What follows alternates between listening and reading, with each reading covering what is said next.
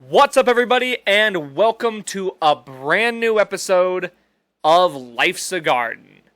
Today's positive, motivational, life-affirming message is remain determined. No matter what your goals are in life, whether it be short-term or long-term, if you have a project you're working on, if there's a goal or something that you have going on in your life that has an end game. If there's an ultimate end game that you're trying to seek, trying to succeed at, don't let anything get you down. Remain determined. Determination will get you farther than anything else. If you can remain steadfast, don't let the speed bump slow you down.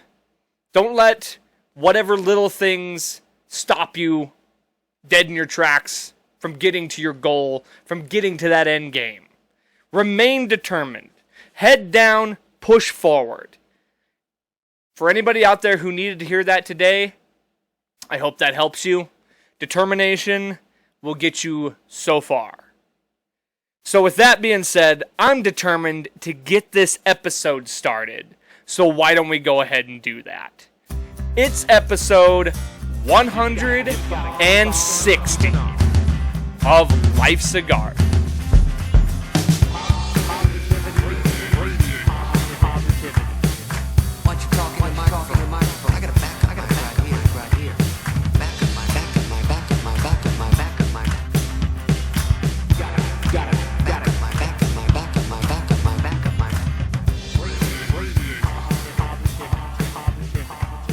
Oh yeah!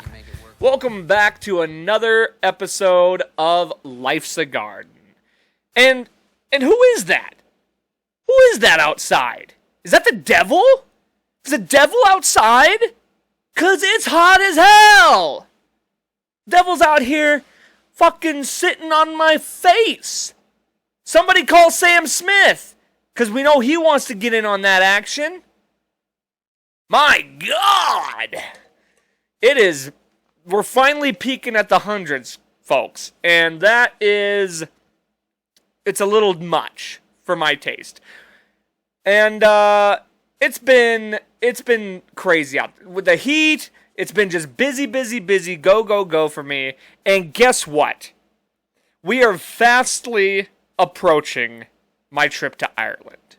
And it's about goddamn time, because I'm ready for vacation. I am so ready for vacation. I was thinking about this. This might be the first time I've had a full week off work or anything since I've been working. This might be the first time I've had more than a week off. Well, yeah, more than a week off since summer vacation. I don't know that I've ever taken a full week off of work. Maybe 5 days. 5 or 6 days at most. I'm gone for, I think, 10 days. This is going to be fantastic.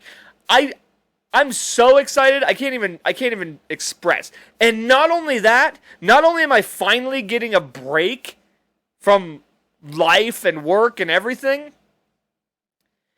I was looking at the forecast every day in Ireland. It's like 65 degrees and cloudy. Oh my God, I can't wait for that. It's like heaven on earth. Raining.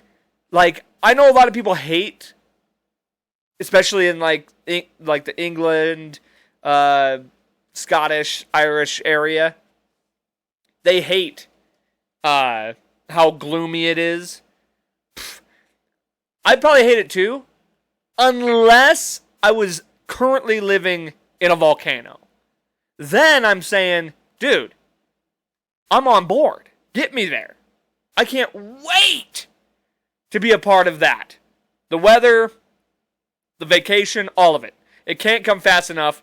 Been long awaited, but guess what? This Friday, I take off for Ireland. So, woohoo to that. And then I get back the second I get back from vacation, it's on and popping again. August is set to be an absolute busy bonkers month. So much shit going on. I suppose now is the best time as ever to let you guys know officially August 23rd. Mark it on your calendars. August 23rd will be the release of my band Cutthroat's first record. Not announcing anything more than that. Can't tell you what songs are going to be on there. Can't tell you what the album name's going to be. We're being very hush-hush about everything, keeping it very close quarters. We've done so pretty good so far. So, what I can tell you is that August 23rd will be the official date for my band's first studio record. And I hope you guys will go check that out. It will be available on all platforms, Spotify, Apple Music, Pandora, anywhere you can get music, it should be available. And we will have hard copies as well. So, very excited about that. And obviously with that involved, there's going to be a lot of promotion that we got to do. We're going to have to be out there freaking selling this shit, trying to get people to listen, promoting it on all platforms, promoting it on everything. It's going to be busy. It's already been busy just getting the thing set up, you know? Like, that alone was a headache and a half. But the hard part isn't even here yet. The promotion aspect of it is hard, but going to be worth it. Because once we get that shit out there, it's full steam ahead. Also in August, in conjunction with the band, we got a couple of shows, so I might as well plug those dates while I'm here. August 16th will be at Bullwhackers for Bike Night. That's an outdoor show. In fact, both our August shows are outdoor shows. So somebody better have paramedics on standby, because if the weather is going to stay like this, I will 100% pass out. At least one of these two shows. August 16th, Bullwhackers for Bike Night. And August 26th, out at Harley-Davidson, 2 biker shows, both outside. That one is the Road Dogs Kickstarter for the toy run. We do it every year. Very excited to be doing that again. Glad they're having us back. So come out, support, good cause, have some fun, some summer fun with us. And that show, we're going to have our CD out. The 26th, the CD will already be out. So we're going to have physical copies at that show. So make sure you come out, come support, and then download that shit. Go, mark it on the calendar. August 23rd. That's the date. That's the date the CD comes out. Can't wait. Super excited about that. And speaking of shows, I might as well talk about our most recent show over at Bullwhackers. It was last weekend. First time playing at Bullwhackers, and I didn't have high expectations. I didn't have low expectations. I really didn't know what to expect. Bullwhackers has never seemed like a music venue to me until now. It's brilliant, to be honest. Like, it's a great spot. People can play pool back there. There's a wide open space for people to chill and watch the show. Stage is a little small, but from what I'm being told, they're going to expand that stage right in the middle of town, real close to my house, so it's super convenient to me. Close to where Lucas lives, that's where we got to go, haul all our equipment from. So that's super convenient. Sound system's great. Shout out to Jason for running the sound. My in-ears worked. It was just great. They had a great spot for us to set up merch. It was a good time. We had a great show. I thought the show popped off well. Shout out to Bullwhackers. And then immediately after we played, that's when they were like, hey, do you want to come back and play Bike Night? So obviously we made a good impression on our first night there. Shout out to Mobsquito and Spiked Mind, the 2 bands that we shared the stage with that night. Both of them had killer performances. I really wanted to mention the album at that show, but it was Mobsquito's album release show. So I didn't want to step on their toes, on their Mobsquitos. I didn't want to steal their thunder or anything like that. It was their night, so we waited a little bit to officially announce the date. It's almost exactly a month out, so it's perfect. It's perfect timing to announce it. And we're really excited. You know, it's a good time for our band. Everything seems on the up and up. Playing great shows. We got plenty of shows down the pipeline. September 1st, I might as well plug that day too. We got September 1st. That one's actually going to be our unofficial, official CD release show. And that's going to be at Craft Local on September 1st. A lot of shows coming up.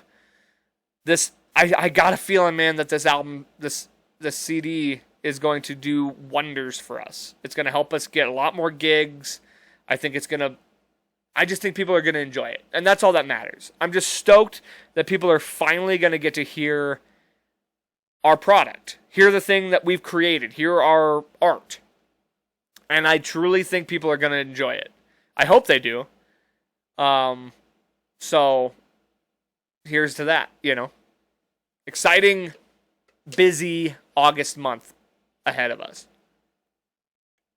Also, on the topic of concerts and shows, apparently, the other night, somebody died at a show at the pub station. I don't know what band, I don't even know the band that was playing. I went and looked at who was playing that night. I kind of recognized the headliner. I couldn't even tell you who it is off the top of my head right now. But I'm sitting there at the Crystal, and my cousin Aaron comes in and is like, dude, somebody just died in the pit at the show. Because one of his buddies was there and saw it happen. He didn't get trampled to death or nothing like that. He just collapsed. Heart attack or some kind of failure. And died. Right there in the pit. And, I mean, first and foremost, you know, that sucks. Condolences to him or his family. Not condolences to him. I mean, I am sorry that he died. It is kind of cool to think that, you know, if I was going to die, I'd want to die at a show. Like, that's kind of a nice way of going out. Your last moments are rocking out, doing something you love. However, so long as it's a band I enjoy. My thought was, if I died at that show, that would suck. Because I didn't even know who those guys were. It would suck to die at a show that A, you don't know who they are, and B, or B, I should say, if it was just a shitty band. Could you imagine going to a show, you're watching the opener or the middle act, you're waiting for the headliner because that's the band you really want to see, and you croak right before the headliners come on? Like, you died watching some shit open act? And I'm just assuming that whatever the act was is shitty. I'm not saying that the band that was playing was. Just in this theoretical scenario, that would be a big bummer. It would just be a bummer to die anyway. It doesn't matter where you are, or who you're watching, or what the events are. As long as those events don't end in death, I suppose that's not a huge bummer. But yeah, that would just be... And then they had to shut down the show, so... That's how that band's experience was here. They killed somebody. Somebody died. Now, I don't think they killed him, but... Yeah, dude freaking just croaked. And, yeah... I'll tell you this. You know what would cause some deaths? It's been close a few times to causing deaths at a concert, whether that be at the Metro or the pub station or anywhere. Not even concerts. Sporting events. Any kind of indoor event at an arena or a music venue or things like that. You know what almost causes deaths every time? Me killing everybody because convenience fees. This whole thought of convenience fees, like you go online, you go to buy tickets to a concert or a sports event or whatever, and it is convenient to be able to buy them on your phone. Just have a digital copy, be able to just scan it at the door. You don't got to go nowhere. But they charge you like an extra $5 to $10. Like if you're going to Denver, that's the only way I can buy tickets is online. and you're going to say it's a convenience fee. Well, that's not very convenient, in my opinion. It's not convenient for me to have to pay an extra $35. It is convenient that I'm able to buy them on the phone. I appreciate that, especially if I'm going to a show out of state, because that's the only option. So it's not very convenient that you're charging me this fee when it's the only viable option I have.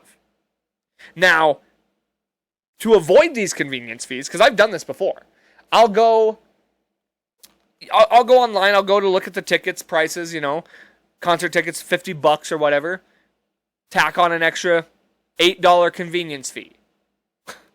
Well, seeing as how I'm not that far from the venue, why don't I just drive on over there? Save myself the $8. Cheaper in gas. I'm already going to be in the area. Might as well just stop by and grab my ticket, right? So I pull up to the window, get my ticket, and lo and behold, on the receipt, an extra $5 for ticket fee. Now you're charging me a ticket fee? I already skipped the convenient route that you were going to charge me for to come down there, to walk my happy ass up to your fucking venue, to avoid the convenience fee. Now I'm inconveniencing myself. And you recognize that by not putting the convenience fee on my purchase. Yet you have the gall, the absurdity, to add a ticket fee? What is that? For ink? You're charging me for ink and for the physical printing of the ticket? That can't cost no $5. What, do you got to license tickets? How are these? Just build it into the price of admission.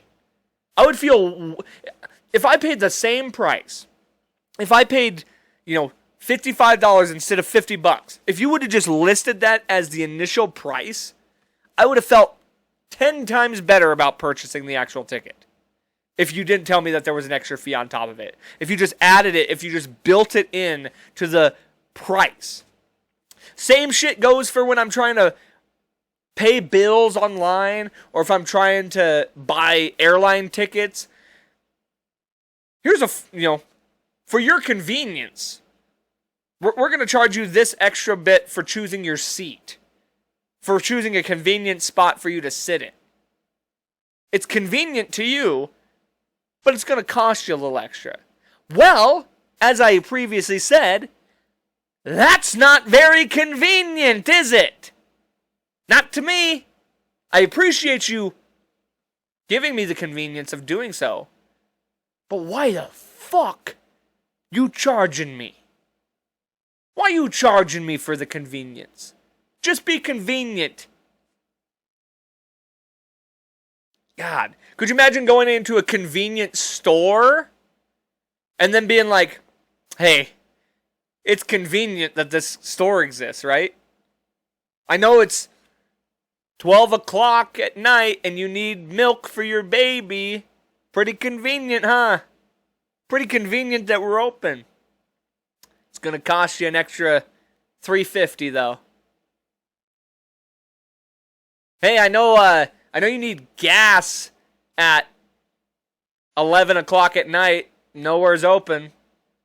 It's pretty convenient that we are. Too bad that gas is going to cost you an extra $4.25 on top of it. But, hey, for the cost of convenience, you're welcome. Motherfuckers out here with the audacity to be charging me for convenience. While I'm sitting here boiling over convenience fees,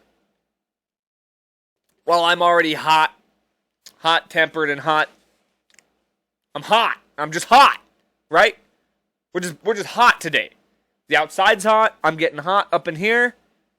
While we're on the train, while we're rolling down the tracks straight to hell. On the highway to hell. I guess I gotta bring this shit up. Disney's at it again. Disney's back at it. Little Mermaid. We had the whole thing with the Little Mermaid. And truth be told, and I said this before on the podcast, when I discussed the Little Mermaid thing, who gives a shit? Like, I didn't give a fuck then, I don't give a fuck now. Make her black, make her whatever. I don't care. You know why? She's a fish. Fish can be whatever. Doesn't bother me that she's black. Plus, on a side note, we got Javier Bardem as King Trident. And Javier Bardem is a badass. And that's fine by me. I think he's a Spaniard, right? He's Spanish. So who gives a fuck what race the fish are, right? Because I didn't watch the movie, you know, because of course I didn't. Because why would I? But as far as I understand, all the sisters were different ethnicities and stuff. Cool. Whatever. Doesn't matter. Apparently, I mean, that girl was super talented. She had a great voice. I heard little clips here and there. I'm sure it was great. You know, whatever. For the kids, right? That didn't bother me. But there was a whole uproar. There was a whole stink about the fact that they made Little Mermaid black. Whatever. Who cares? Now, we got a problem. Alright? Now we got a problem. Because they just announced Snow White. Snow White's coming out in 2024. And wouldn't you know it, she's Latina. Or something like that. I think she's Colombian. Well, that doesn't work, does it? You can make the fish whatever color you want. Whatever race you want. Doesn't matter. Fish don't have race. But you're not going to... I mean, they would never change Pocahontas, right? That just doesn't fit the story. That doesn't make sense, right? They had Mulan. They didn't even go as far as to change what type of Asian she was. She was still specifically Chinese because made sense. It's part of the story. You didn't change the story. The reason Snow White is named Snow White is because of exactly how pale the bitch was. Her name's Snow White because specifically her skin is snow white. This bitch is pasty white. She's practically albino. So that's a very specific detail about this character, right? You know why people loved the Lion King remake? Because they were still lions. They didn't change the overall story. They didn't change the main part of the story. It's not gazelles. It's not the Gazelle King. Where were people like, well, where's the representation for gazelles? Where's the representation for rhinoceros? Why can't it be the rhinoceros? Oh, God damn it. I knew that was going to happen. How long has that been, man? Why can't it be the rhinoceros king, huh? Where's their representation? No. Because the original story is about lions. So, if you're going to remake it, you better make it with lions. I understand there's certain leeways we can have. You could make Princess and the Frog, because the original Princess and the Frog story was, I believe, white. But they changed it to a black girl. That's fine.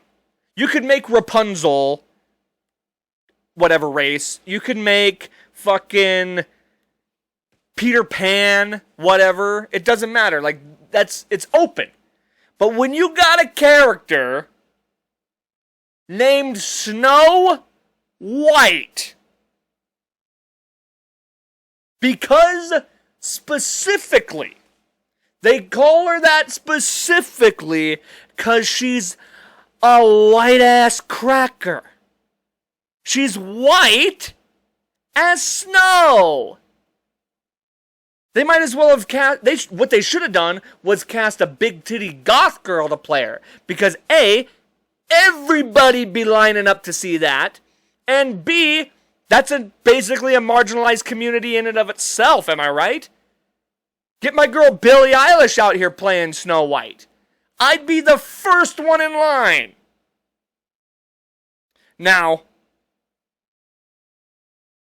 that whole thing is one aspect of this.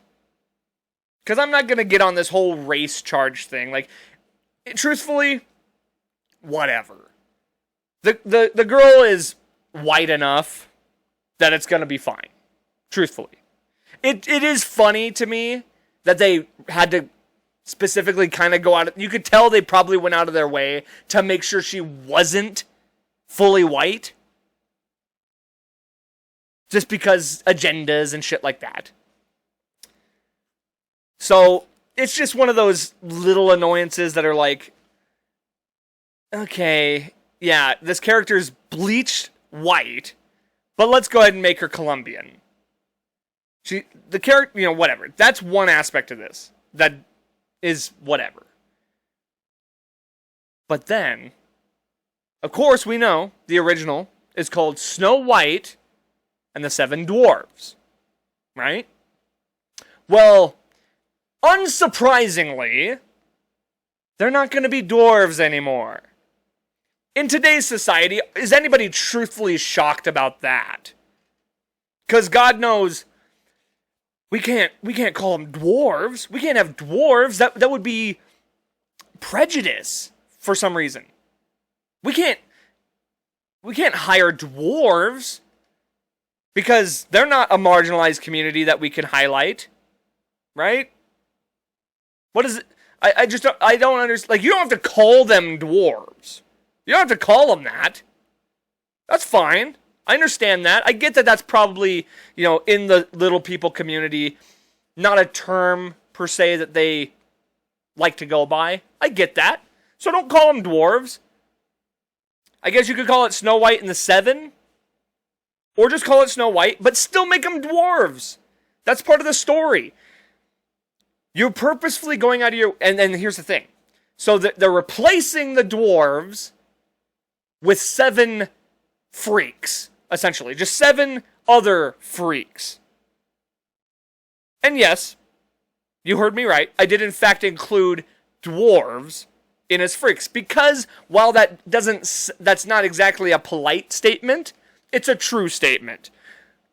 Dwarves are in fact freaks of nature. Just like people who are 7 foot tall are freaks of nature. They go against nature. It's not common. So to call them a freak, get mad at me, I don't give a fuck. It's the truth. So they wanted to make sure they had full representation of all the freaks out there. So now it's Snow White and the 7 freaks, essentially. It's Snow White and the 7 circus freaks. Because now they got all different, whatever, bearded lady or, transgender or whoever the fuck. That's the thing too. You can make a gay dwarf. You can make a black dwarf. Don't matter. Dwarves come in all colors and sexualities and sexual preferences, whatever. You can do that. Have inclusion there. But to say you're going to take away spotlight from little people who don't really get a lot of it anyway and call yourself self-righteous? What the fuck is that?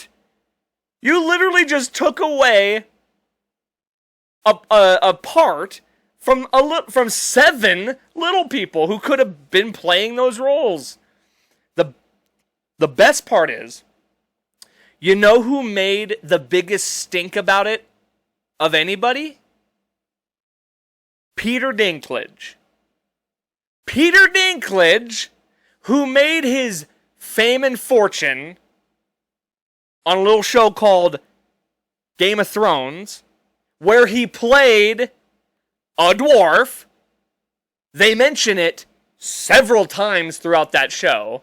It's not like Peter Dinklage went in and read for Jaime Lannister, and they're like, you know what? I appreciate you coming in for this role, but I think you'd be better fit for Tyrion Lannister. For no specific reason, just because we like you, just not for the role of Jaime. No. They specifically hired him to play that role because he's a little person. And that role required being played by a little person because that's how the story was written. And for Peter Dinklage to basically throw shade at Snow White and the Seven Dwarfs for, like, how dare you exploit little people like this? Well, what are you talking about, exploit them? They're the heroes! Do you not remember how the fucking story goes? The dwarves are the heroes! They're not painted in a bad light. They're the funnest, they're the whole part of the show. They're the funny part. They're the coolest parts. They're the ones that save Snow White. So, like, it's not like they get painted in a bad light. So Peter Dinklage is out here taking jobs that require you to be a dwarf, but doesn't want Disney to hire 7 little people to play the role they were born to play. It's absolutely absurd, and it's hilarious to me. And people wonder why these writers have to go on strike. Or better yet, these writers wonder why they're not getting support in this writer strike. Probably because you keep writing bullshit. Probably because you keep writing things that nobody gives a fuck about. You ever think about that? If Hollywood continues to write bullshit like this, I mean, look at Indiana Jones. Indiana Jones, Star Wars, Marvel, all these mega franchises that Hollywood has just been coasting on for years. They can't do those right anymore. They can't even take an intellectual property that already exists and continue to make it good and great and better. They can't even do that anymore. They're just ruining existing shit. They can't make original good shit anymore. And they can't make the classics good. So what the fuck? Like, why would I give a shit if you have a job? If AI could come in and make better stuff, why wouldn't I want that? And I'm against AI. I don't like AI. I still want the actors to be there. I don't want to, like, CGI every movie. I still want actors and stuff. But if the writers are going to bitch and complain and go on strike, hey, write better shit. Plain and simple, right? Makes sense. I just, it blows my mind that, like I said, I'm out on AI. I don't like it. I think it's scary. I think it's dangerous. I think it has the potential to take a lot of jobs, music included. But I'll back you up. I'll be on your side. I'll back you up as long as you start writing better shit. The thing with AI is AI knows what people want to see. AI knows what the most popular movies are based on play, like the amount of plays they get, based on reviews and all that shit. It can look through the database of what is good to consume. Television, movies, whatever. What people like. And it's going to go back and say, oh shit, they liked 90s comedies. They liked fucking early 2000s sitcoms. 90s and early 2000s. So they're going to write shit that's similar to that. They're not going to write this woke bullshit. The only way that's happening is if the producers come in and say, oh, no, we got to change these little things here. And you wonder why we don't give a shit. Strike, you're out. Just keep writing bullshit, and hey, you can strike all you want, but guess what? Strike, you're out. Nobody cares.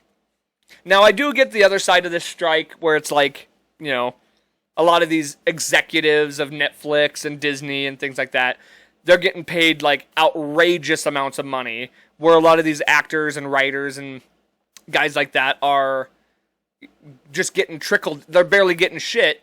They're not getting any like, what do you call it? Back like for old shows. They're not getting any like what's the word I'm looking for? Where you get paid for the stuff on the back end. That's what I was looking for. They're not getting paid on the back end of old shit that they made that people want to watch. Because nobody wants to watch any of this new garbage. And I don't, because I'm not in that industry. Hey, if I was in that industry, if I was a writer, hell yeah, I'd be striking. I'd be scared out of my mind about AI. Because I would know, shit, AI is going to fucking destroy us because they're going to start making shit people want to watch. Unlike us. Unlike the writers. Yeah, no shit. Start writing better stuff. You know what we want to watch. This movie that just came out, The Sound of Freedom, I thought it was a Mel Gibson movie for some reason, but I looked it up the other night and I guess it's not. I'm pretty sure the guy Jim Caviezel, who played in Passion of the Christ, I think he's a part of it. I don't know if he's an actor in it or a producer or what, but he's a big part of that movie. That movie outdid Indiana Jones and Flash. And nobody even heard of it. It's about child trafficking. And it's a big story. But crazy enough, the mainstream media doesn't want you to hear about all that. Dude, there was some big shit that just came out. I don't know if it just came out or what. But they were talking about like some whistleblower who exposed that the U.S. government, the agencies of the U.S. government, have been basically funding child trafficking in the United States from kids who come over to this country. They're basically funding it. That's some dark shit. And this movie comes out, people want to watch it. This is what people want. People are going to want what they want to want. They're not going to want what you force feed them. They're not going to want what you're like, I don't give a fuck how many ad dollars you put into a movie. Flash, they drove up the ad dollars on that thing and it tanked. Because it probably fucking sucked. You got a movie like The Sound of Freedom. Nobody's even heard of it. It comes out and it blows up. People want to watch what they want to watch. You're not going to force people to watch anything. We still have the freedom of choice. So, better get your shit together, actors. Or not actors, but writers. Writers and actors, you better get your shit together because strike, you're out. Speaking of Snow White, though, actually, this is kind of a funny story. Speaking of Snow White, there was a little snow found at the White House. Cocaine discovered in the White House. Just mere feet, mere doors down from the Oval Office. And everybody's in an uproar about this. Like, how could somebody let cocaine get in the White House? What if it was anthrax? And that's a good point, actually. It's actually a really good point. Yeah, how are you going to let cocaine get through the doors of the White House? If that could get in, don't you think anything could get in? Bombs, fucking anthrax, poison, anything like that? So yeah, what's up with the security there? Now the question is, how did cocaine manage to get through there? How did cocaine get that close to the Oval Office? Let's think about that for a quick second. By chance, do you think it could be the president's crackhead son? who was just there, looking like he was cracked out. The president's son, who is a known cokehead, crackhead, pillhead, whatever. He's an addict. Been on camera talking about it. He's mentioned his addictions. You think maybe that has something to do with it? You think there's a chance? I mean, Occam's razor. Where there's smoke, there's fire. And usually, your first instinct is correct. And I think most people went, we've got an 8-ball here in the White House. Wonder who could that belong to? Also, the fact that anybody is like at all just blown away that there's cocaine in the White House, to that I say, duh. Like, you don't think cocaine has ever made its way into the White House? You don't think Billy Clinton was sitting there snorting a line of coke off in the Oval Office after getting his pole sucked on? After dumping a load in Monica Lewinsky, you don't think that guy pulled out of the drawer a nice little dime bag and had himself a little snort? You can't tell me that George W. Bush, didn't do himself a little line after the towers fell. That must have been a pretty stressful time. You can't tell me buddy boy Barack, and I don't have to explain why Barack probably was doing cocaine, you know what I'm saying. But, shit, I mean, fucking look at Kennedy. Kennedy was a party animal. Kennedy was probably doing coke off of Marilyn Monroe's ass. You don't think coke's ever been in the White House? Come on. They don't call it the White House for nothing. You know what I mean? You know what I mean? I did not do cocaine in the Oval Office. I did not do cocaine with that woman. But I did do something else that was white.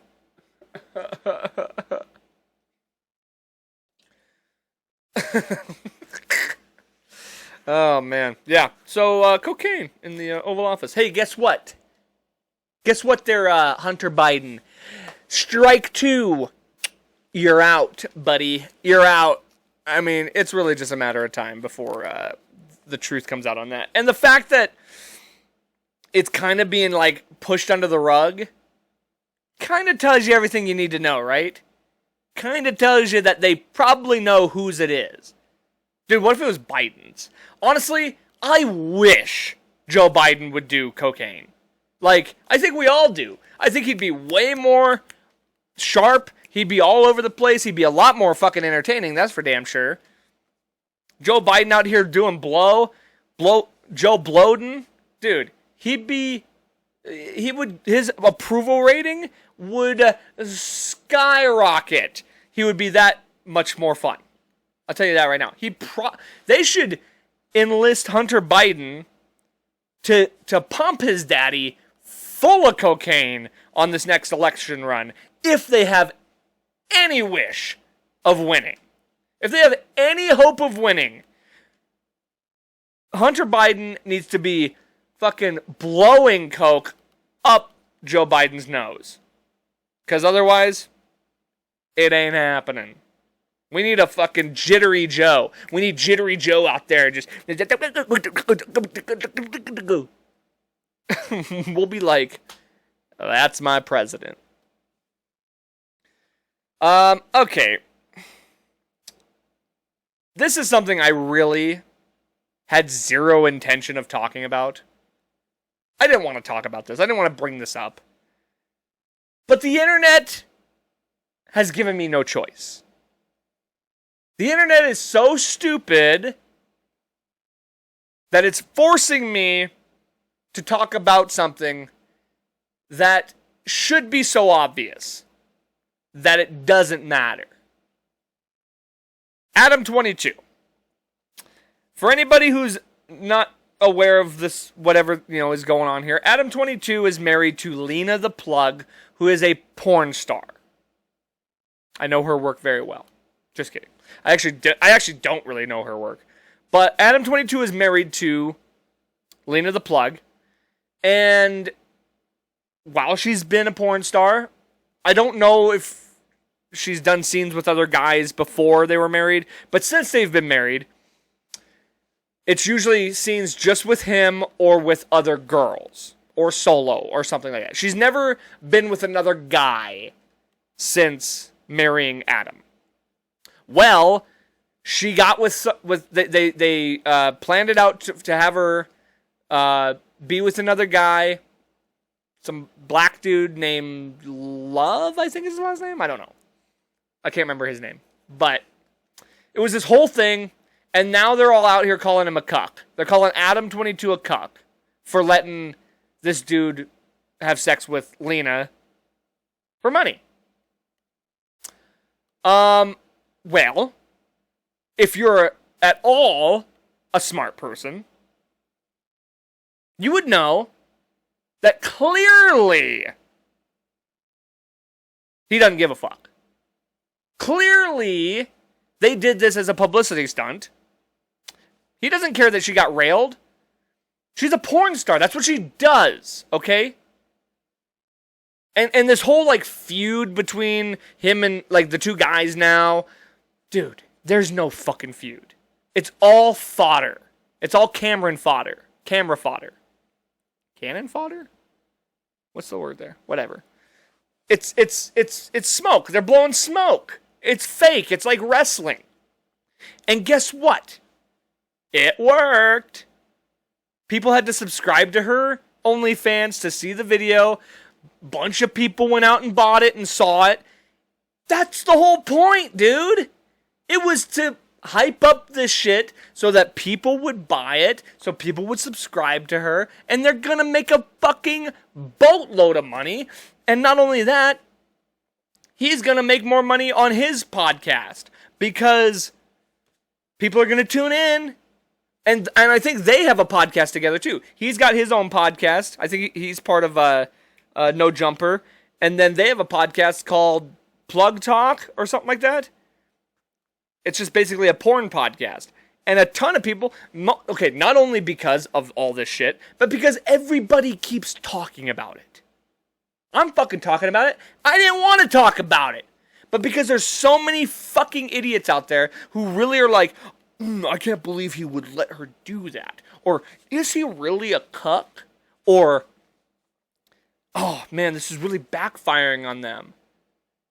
Some people know that it was planned. Obviously, it was planned. Obviously, he signed off on this for them to do that.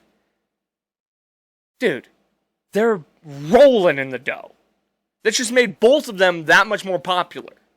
He's leaning into it. If you can't watch some of these videos that he's putting out and know that he's trolling, know that he's dude, he just bought his lady a Lamborghini and shit. It's yeah, they're rolling in the dough. And he's all this is what I got for you after doing your first BBC. Dude, you think that guy gives a fuck? They're talking about how he's pissed off and upset about this now. No. He don't give a fuck. If he was going to be pissed off, he wouldn't have let her do it. He would have signed off on it. I mean, come on with this shit. People are so fucking dumb to think that this was not orchestrated to be this way. That they're not leaning into all this, and that they're not just pulling in the subs. Pulling in the money. It's exactly what's happening. You know what else I don't give a fuck about that everybody can't seem to shut up about? Jonah Hill. I don't give a fuck about Jonah Hill's shit. Here's the thing about that. That bitch, she's in the wrong, okay? She is 100% in the wrong. I am on Team Jonah Hill. Jonah Hill did nothing wrong in that whole situation. I fully stand by that. He laid out his now I get he probably was a little overboard. She was a surf she was a surfer, she's going to go out and be in bikinis and shit like that. Fine. If you don't like that, then don't be with her. And that's exactly what happened. The fact that she went out of her way a year later to post personal messages. Why? Because she claims she was abused in that relationship. She was emotionally abused. No, bitch. Nobody fucking knew who you were. Nobody gave a shit about you until you started dating Jonah Hill. Nobody knew you. Nobody knew who you were.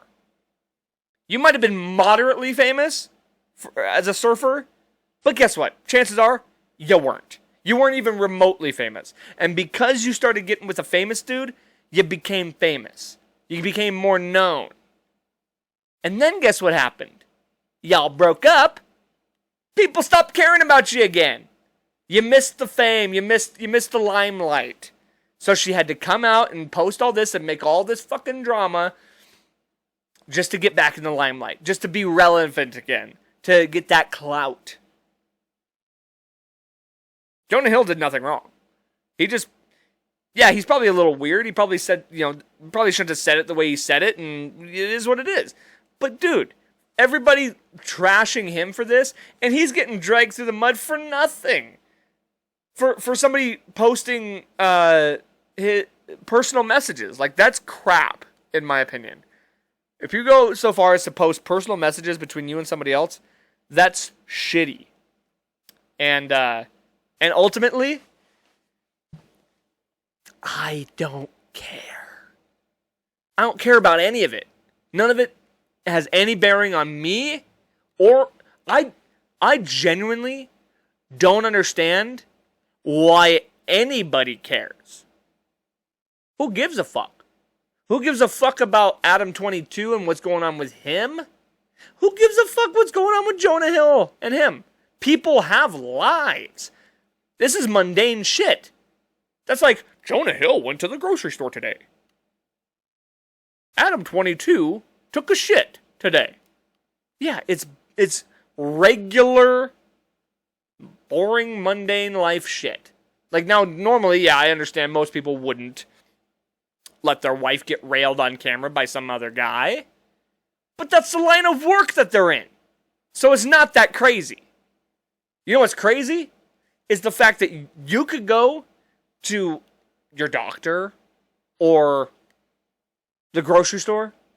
Fuck, I mean, you could be getting checked out at the grocery store, and the person behind that checkout counter is more than likely into some freaky shit. When you're at the doctor's office getting your pelvic exam, or getting a prostate exam, or just a regular checkup, he's poking and prodding your every orifice. You don't know what that guy's into. He's probably into some weird furry shit. You don't know about that. Think about that for a quick second. Everybody you interact with, anybody, like, there's people all over the world, in every social setting that you end up in. Your bartender, hell, the people that make your food. Not all of them, but some of them are into some weird, kinky shit. And you would never know about it because you shouldn't know about it. Because they're doing their job by keeping it under wraps. You don't see these people, if they got exposed, if your chef got exposed for, doing some weird kinky shit, you'd probably look at him a little differently, wouldn't you? But your next door neighbors, you never know. You never know who's doing weird kinky shit. And you don't want to know about it, and you shouldn't know about it. But guess what? It's still out there. So why are we getting all worked up over Adam 22 and his bullshit? At least he's profiting off of it. Again, who cares? Hey, guess what, everybody? Strike 3. I'm out. 3 strikes, I'm out on all of it. I'm out on Snow White. I'm out on convenience fees. I'm out on Adam 22 and Jonah Hill. I don't care about it. I mean, I'm out on Snow White because I'm definitely not going to see that movie because I wouldn't have anyway. They could have made it exactly the same movie and I probably still wouldn't have gone. You know what the crap thing about that too is? I was thinking about this too. With the whole Peter Dinklage thing. He's like out here defending the little people community when he's playing roles made for little people. Hey, guess what? That role he did in Elf, that wouldn't have worked if it wasn't a little person, because he all makes fun of him and starts calling him an elf. That role was meant for a little person. So it's just funny that he's defending the group of little people. He's self-righteous in all that. And yet he just took 7 jobs away from little people. What? He's the only one that can be a little person in Hollywood? He's got to be the main little guy. Sure seems like it. So that's just kind of funny. But anyway, I'm out. I'm out on it all. And guess what? I'm out this week. Thank you so much for stopping by, checking out the show. Ireland, baby. I'm on my way. I will be there July 29th. And I'm celebrating my birthday there, man. Baby! I will have an episode on Monday for you. I'm going to pre-record that episode for my birthday. And then after that, we should be having an episode with, hopefully having an episode with Aaron to recap Ireland, which will be a blast. We got to tell you all the tales of the trip. But I don't want to do a podcast there. I thought about doing one from Ireland.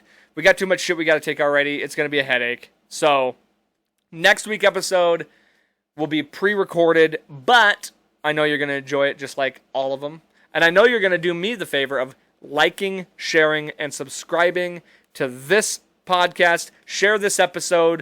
This was a fun one.